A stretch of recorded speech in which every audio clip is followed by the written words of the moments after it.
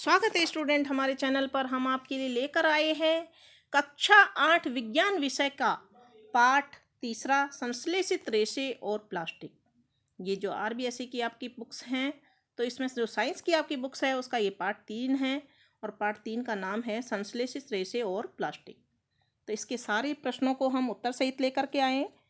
यदि आपको किसी का उत्तर देखना है, समझ में नहीं आ रहा है, तो आप यहाँ हमारे चैनल पर देख सकते हैं। प्रश्न नंबर 1 है, कुछ रेशे संश्लेषित क्यों कहलाते हैं? तो इसका आंसर है, कुछ रेशे संश्लेषित कहलाते हैं क्योंकि ये मानव द्वारा बनाए गए अप्राकृतिक रेशे होते हैं। इनमें रासायनिक पदार्थों द्वारा बनाया जाता है। इनको रासायनिक पदार्थों द्वारा बनाया जाता है। प्रश्न नंबर 2 है, सही उत्तर को राइट से चिन्हित कीजिए।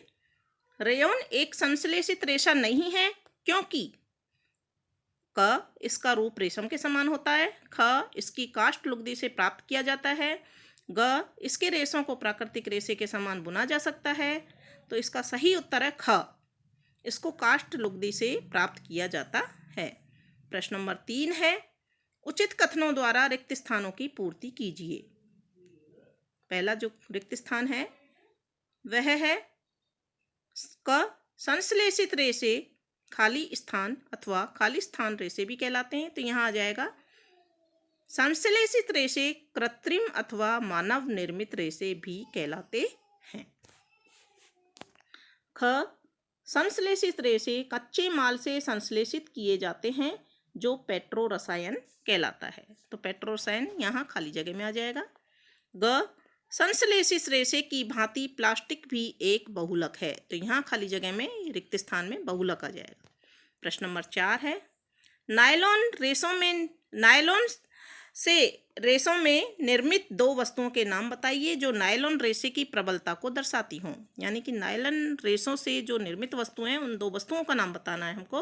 तो दो वस्तुएं हम बता सकते हैं जो इसकी प्रबलता को दर्शाते हैं, पैरासूट, और दूसरा है चट्टानों पर चढ़ने वाले काम में लिए जाने वाले रस्से।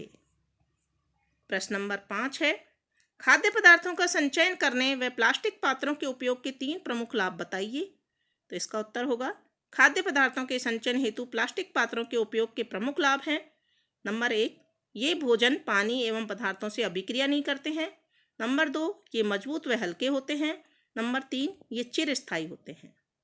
प्रश्न नंबर 6 है, थर्मोप्लास्टिक और थर्मोसेटिंग प्लास्टिक के मध्य अंतर को स्पष्ट कीजिए। उत्तर होगा, थर्मोप्लास्टिक के बारे में हम पहले बता देते हैं। ऐसा प्लास्टिक जो गर्म करने पर आसानी से विकृत हो जाता है और सरलतापूर्वक मुड़ जाता है, थर्मोप्लास्टिक कहलाता है। उदाहरण पॉलीथीन, पॉलीविनाइलिन क्लोराइड यानी कि पीवीसी। और थर्मोसेटिंग प्लास्टिक ऐसे प्लास्टिक जिन्हें एक बार में सांचे में ढाल दिया जाता है तो इन्हें ऊष्मा देकर नरम नहीं किया जा सकता है, थर्मोसेटिक प्लास्टिक कहलाते हैं। उदाहरण बेकेलाइट और मेलेमाइन। प्रश्न नंबर 7 है, समझाइए थर्मोसेटिंग प्लास्टिक से निम्नलिखित क्यों बनाए जाते हैं। डेगची के हत्थे, ख, विद्युत प्लग स्विच या प्लग बोर्ड। तो उत्तर होगा, क का उत्तर है, डेगची के हत्थे थर्मोसेटिंग प्लास्टिक बेकेलाइट के बनाए जाते हैं क्योंकि ये ऊष्मा और विद्युत का कुचालक होता है, यानी कि गर्म नहीं होते हैं। और ख, विद्युत प्लग स्विच या जो प्लग बोर्ड होते हैं वो थर्मोसेटिंग प्लास्टिक यानी बेकेलाइट के बनाए जाते हैं क्योंकि यह प्लास्टिक विद्युत का कुचालक होता है, इनमें करंट नहीं आ सकता है। प्रश्न नंबर 8 है, निम्नलिखित पदार्थों को पुनः चक्रित किया जा सकते हैं और पुनः चक्रित नहीं किए जा सकते हैं में वर्गीकृत कीजिए। पदार्थों के नाम दे रखे हैं, टेलीफोन यंत्र, प्लास्टिक के खिलौने, कुकर के हत्थे, सामग्री लाने वाले थैले, बॉल पॉइंट पेन, प्लास्टिक के कटोरे, विद्युत तारों के प्लास्टिक आवरण, प्लास्टिक की कुर्सियाँ, विद्युत स्विच। तो यहाँ उत्तर लिखेंगे, पुनः चक्रित किए जा सकते हैं। इसके अंतर्गत आ जाएगा प्लास्टिक के खिलौने, सामग्री लाने वाले थैले, बॉल पेन, प्लास्टिक के कटोरे, विद्युत तारों के प्लास्टिक आवरण और प्लास्टिक की कुर्सियाँ। और पुनः चक्रित नहीं किए जा सकते हैं, इसमें आ जाएगा टेलीफोन यंत्र, कुकर के हत्थे और विद्युत स्विच। प्रश्न नंबर 9 है, राणा गर्मियों के लिए कमीजें खरीदने चाहता है, उसे सूती कमीज खरीदनी चाहिए या संश्लेषित? कारण सहित राणा को सलाह दीजिए। तो हम राणा को सलाह देंगे, राणा को गर्मियों के लिए सूती कमीज खरीदनी चाहिए क्योंकि सूती कपड़ा ऊष्मा का कुचालक है, यह हमारे शरीर में बाहरी ऊष्मा को प्रवेश नहीं करने देता है और इस प्रकार हमारे शरीर को ऊष्मा से बचाता है।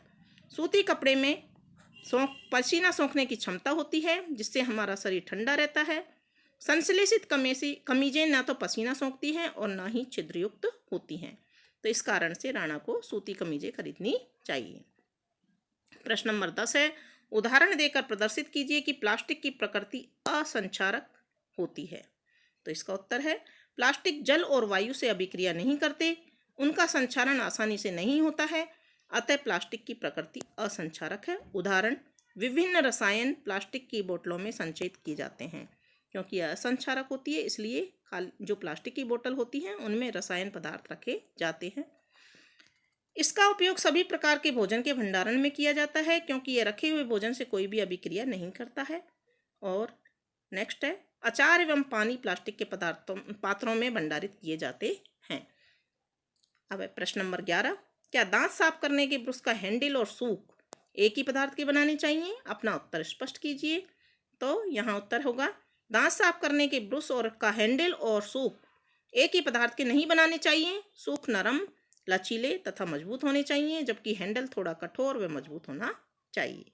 प्रश्न नंबर 12, जहाँ तक संभव हो प्लास्टिक के उपयोग से बचिए, इस कथन पर सलाह कीजिए। इसका उत्तर है, प्लास्टिक जैव अनिम्नकरणीय कहलाता है, क्योंकि प्लास्टिक अपघटित होने में कई वर्ष ले लेता है। यह पर्यावरण का हितैषी नहीं है, यह पर्यावरण प्रदूषण का कारण बनता है। इसके अतिरिक्त जब इस संश्लेषित पदार्थ को जलाया जाता है तो पूर्णतः जलने में लंबा समय लेता है। इस प्रक्रम में यह भारी मात्रा में विषैली यानी कि धुआं उत्सर्जित करके पर्यावरण को प्रदूषित करता है। अतः जहाँ तक संभव हो प्लास्टिक के उपयोग से बचिए। प्रश्न नंबर 13 है, कॉलम ए के पदों का कॉलम बी में दिए गए वाक्य खंडों से सही मिलान कीजिए। तो यहाँ कॉलम ए और बी दिए हुए हैं। यहाँ जो ऊपर दिया हुआ है ये गलत दिया हुआ है। हम इसका आंसर देखते हैं। कॉलम ए को और बी से मिलाते हैं, तो मिला करके हमने यहाँ लिखा है, पॉलिस्टर कपड़े में आसानी से बल नहीं पड़ते, इसके सामने आ जाएगा।